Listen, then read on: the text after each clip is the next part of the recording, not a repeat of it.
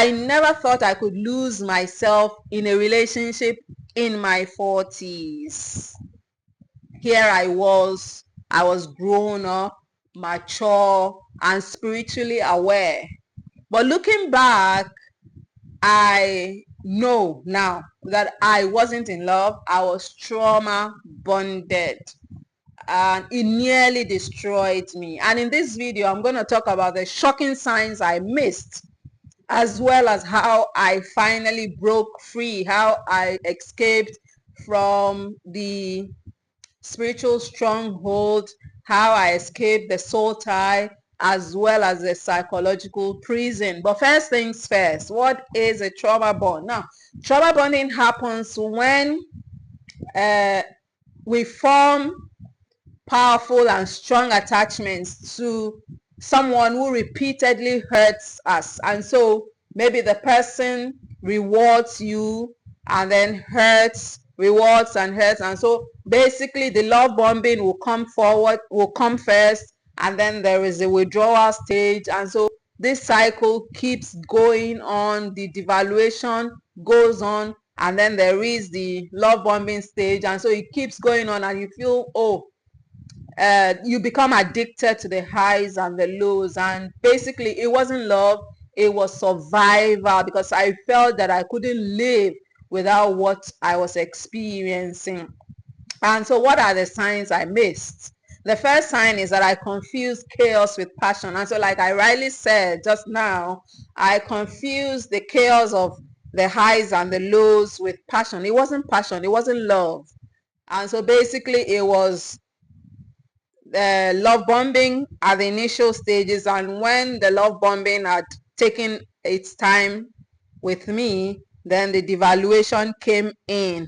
And so I was addicted to the highs and the lows, because whenever the love bombing was on, I was glad, I was happy, I liked it. But when the devaluation came, I would feel somehow. But then immediately he realizes that I am being somehow shaken by the devaluation, he puts in the love bombing again. And so I confused chaos with passion. It wasn't passion, it wasn't love.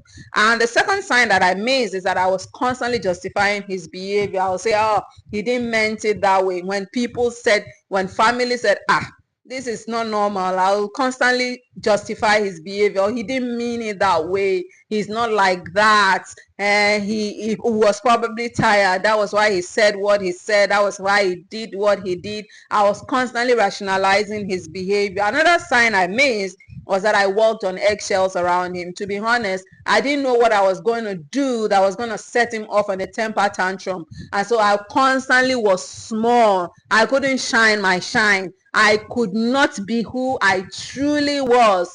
I kept hiding because I didn't know what I was going to say that would set him off on a temper tantrum. I didn't know what I was going to do that would make him moody again. And so I walked on eggshells constantly around him. And that is one sign that I missed. Another sign I missed was that I felt addicted to him, even when I knew he was toxic. And so at some point in time, I knew he was toxic, but I felt addicted. I was like, I've always lived with him. Maybe I should just keep managing my life with him. I am 40. Where do I want to go with children that are that are grown? What do I want to do again with my life? Let me just keep managing. And so I felt addicted. That is another sign that I missed. And then I abandoned myself to keep the relationship, quote and unquote relationship, alive. And so my needs were kept in a corner of the universe.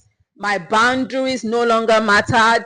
I no longer mattered. I became a small creature because he couldn't stand my light. And so I had to abandon myself. And so basically I abandoned myself totally in the relationship. I could no longer be heard. I could no longer speak up. I just had to stay quiet. And so these are signs that I was trauma bonded, but which I missed. And so what is a wake up call? What actually enabled me to wake up? It was the Holy Spirit. I won't lie about that. It was when I was in Accra, Ghana, alone in my apartment that I rented.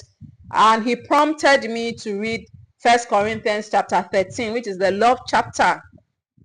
And so I read it over and over and over again, and the Holy Spirit started prodding me, just like we do our own therapy with the Holy Spirit. He began to ask me, is what you're facing in your marriage like this love that is being described here? This is God's standard of love. Can you compare what you are experiencing in your marriage to what we have discussed in this chapter? And I said, no. I said, this is God's definition of love. What you are experiencing in your marriage is not love. And that was a wake-up call for me. And then I made up my mind, because I had not discussed anything prior to leaving. I made up my mind that I was going to quit my marriage, that I was no longer going to be in the marriage. I'll just come to Nigeria, explain what I wanted to do, and leave the marriage.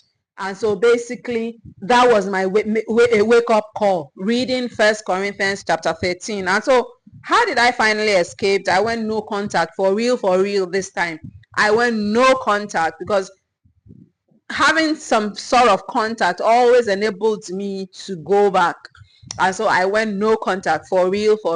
And when I was actually no contact, because now we do some sort of communication because of our toddler, but when I was actually low contact, I asked my lawyer to speak to him. I was no longer speaking directly with him, because then I needed to get my acts together. I needed to be strong to be able to face whatever he was gonna say.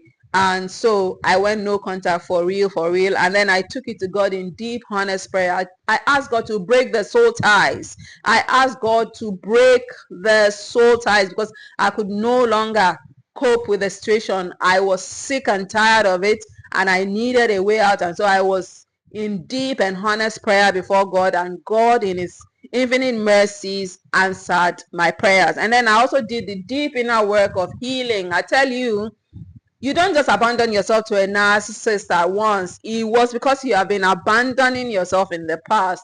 And so I had to go back in my past to heal my childhood wounds, things that happened in my childhood that set me up for a narcissistic marriage, that made me think I didn't deserve better, that made me think I didn't deserve the best in life. And so I began to do the deep inner work of healing. I began to tell my little self, my inner child, that even though I abandoned you in the past, I will no longer abandon you.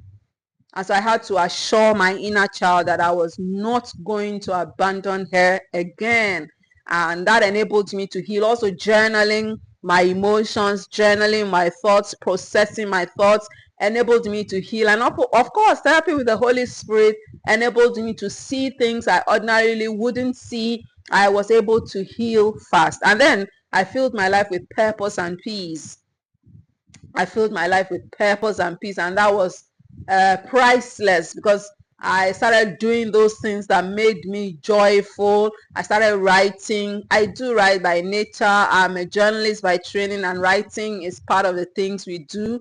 A lot of reading, a lot of research. I love to know things. I love to know new things. I love to read. I love to listen to gospel music, listen to worship music. A lot of these things I started doing. I started rediscovering myself. I love to go to the beach, hanging out in nature. It enables me to feel the natural presence of God. And so basically I enjoyed those things, and it enabled me to have peace of mind. Now, if you are trauma bonded in your 40s, it is not a sign of weakness. I want you to know that, and don't feel humiliated because of that. I want you to know that you are not alone. I experienced it, and with God's help and all the practical things I did, I was able to get out.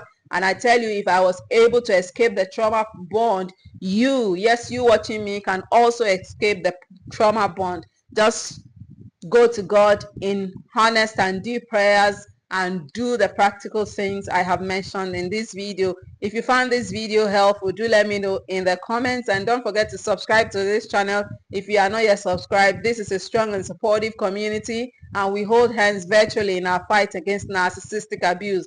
Also, like this video so that many other survivors can find it, and also share it with someone who needs this truth. Thank you so much for watching this video. I'll see you in my next.